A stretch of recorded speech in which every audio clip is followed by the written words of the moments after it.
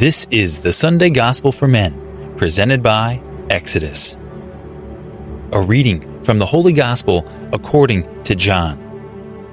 After Jesus had revealed himself to his disciples and eaten breakfast with them, he said to Simon Peter, "Simon, son of John, do you love me more than these?" Simon Peter answered him, "Yes, Lord, you know that I love you." Jesus said to him, "Feed my lambs." He then said to Simon Peter a second time, "Simon, son of John, do you love me?" Simon Peter answered him, "Yes, Lord, you know that I love you." He said to him, "Tend my sheep." He said to him the third time, "Simon, son of John, do you love me?" Peter was distressed that he had said to him a third time, "Do you love me?" And he said to him, "Lord, you know everything. You know that I love you." Jesus said to him, "Feed my sheep. Amen, amen, I say to you, when you were younger, you used to dress yourself and go where you wanted. But when you grow old, you will stretch out your hands, and someone else will dress you and lead you where you do not want to go." He said this, signifying by what kind of death he would glorify God. And when he had said this, he said to him, "Follow me."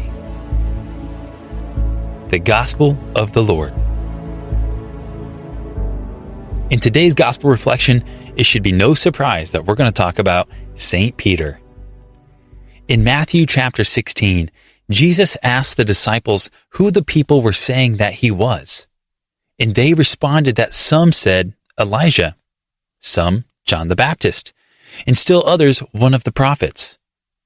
Jesus then asked who they, the disciples, said he was.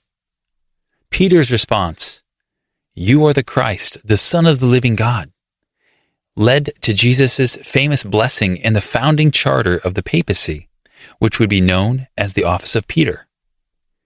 "Blessed are you, Simon Bar-Jonah, for flesh and blood has not revealed this to you, but my Father who is in heaven. And I tell you, you are Peter, and on this rock I will build my church. And the powers of death shall not prevail against it. I will give you the keys of the kingdom of heaven, and whatever you bind on earth shall be bound in heaven, and whatever you loose on earth shall be loosed in heaven." Soon after receiving this blessing and task, Peter responded to Jesus' teaching about the suffering and death the Christ would have to undergo. Peter took him and began to rebuke him, saying, "God forbid, Lord, this shall never happen to you." But he turned and said to Peter, "Get behind me, Satan. You are a hindrance to me, for you are not on the side of God, but of men." The key to understanding this passage is to understand what it means to be behind Jesus. The most fundamental aspect of this is to be a follower of Jesus. Peter may be the rock, but he is not the manager of the Christ's affairs. To make this kind of mistake is to open oneself up to other errors. And we know that Peter made them, most importantly, denying Christ 3 times on the brink of his trial. In today's reading, Jesus is testing Peter to see whether he has regained his steadiness. What he wants to know is whether Peter loves him, a question he asks 3 times. And to Peter's affirmations, the Lord tells him what his task is: to feed his lambs, tend his sheep, and feed his sheep.